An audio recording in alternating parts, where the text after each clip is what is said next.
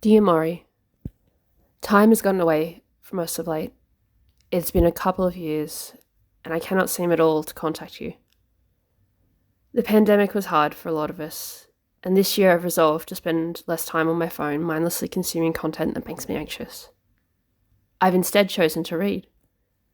But I hope that I can replace the addictive knowledge accumulation of the internet with a different form of addictive knowledge accumulation.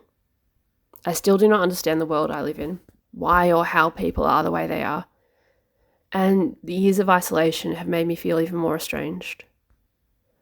Throughout our friendship, you're a voracious reader, a deep philosophizer, and someone who fundamentally shaped my developing worldview. So, in lieu of us being able to sit and discuss books, something my heart so desperately aches to do, I've instead chosen to write down my thoughts and to share them with the world.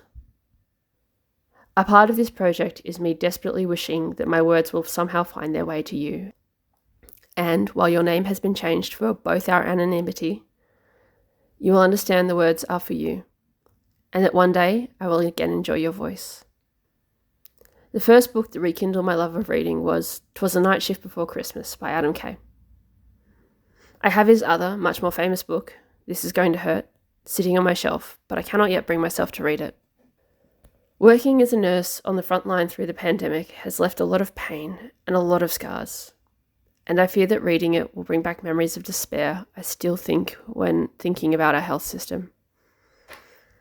I know it sounds heartless saying I don't want to think on too great a detail on the colleagues I've lost for fear it will reveal the deep ache in my chest, or rekindle the feeling of suffocation I get of the walls literally closing in when I think of my time spent at my own house of God, so to speak.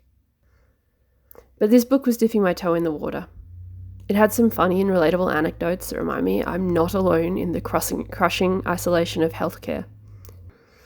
I found myself reading out loud to my favourite human passages and relating them to my own similar stories, even the painful ones. And I do warn you, if you ever choose to read it, there are some very graphic descriptions of some very emotionally haunting procedures. Whilst they made my heart ache for all involved, knowing that other people have felt what I felt makes me feel less alone. I believe Adam Kay is no longer part of the machine we call a health system, a machine that takes people with the best of intentions and slowly, painfully scoops out their insides, turning them into shells of our former selves. I unfortunately remain, but in a significantly diminished capacity, and it's nice to know I'm not alone. I hope when you find this, you are also not alone. But if you are, I hope these words bring you comfort as well. Sending my love, Miss L.